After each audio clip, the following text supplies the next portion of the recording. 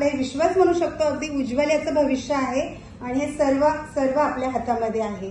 तर इथे आल्यापासून कालपासून मी पाहतीये की जे वेगवेगळे फॅकल्टीज आले किंवा आपल्या दादांनी छान असं खूप छानच मदत केली आणि छान गायडन्स करतायत.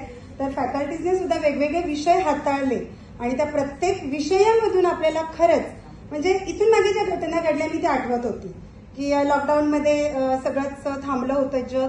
ह्याच्यामध्ये बऱ्याच जणांच्या तब्येतीच्या तक्रारी देखील वाढल्या, म्हणजे वजन वाढणं असेल किंवा विविध प्रकार. तर मी पण त्यातला एक मेंबर होती. अगदी थायरॉइड होणं किंवा 13-14 किलो वजन वाढणं हे त्या एकच वर्षामध्ये घडलं. परंतु मी म्हणायची नाही, शाळा सुरू झाली की माझी हालचाल वाढेल आणि नक्की माझं वजन कमी होईल.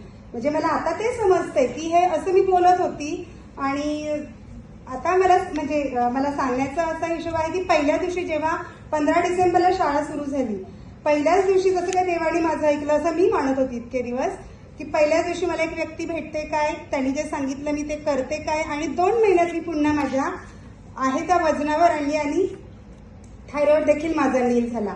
तर मी कालपासून तोच विचार करतेय, देवाने केलं काय, मी माझ्या अंतरात्म्याने माझं ऐकलं होतं.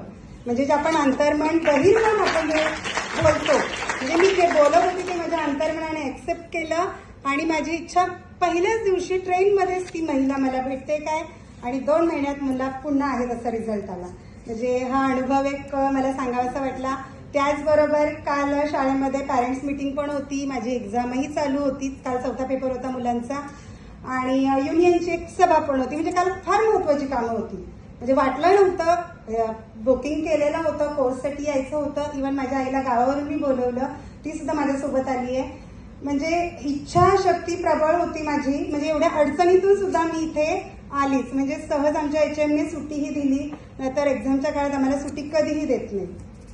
म्हणजे या सगळ्या गोष्टींतून मला एकच कळलं की इथे जे मी शिकली या 2 दिवसात मला जे जे अनुभव आले मी सगळं आठवत होती, माझ्या बाबतीत काय काय घडत गेले आणि रिअलमध्ये अनुभव आला की खरंच हीच आपल्या सुखी जीवनाची खरंच गुरुकिल्ली आहे आणि आपण सगळे कनेक्ट करूया.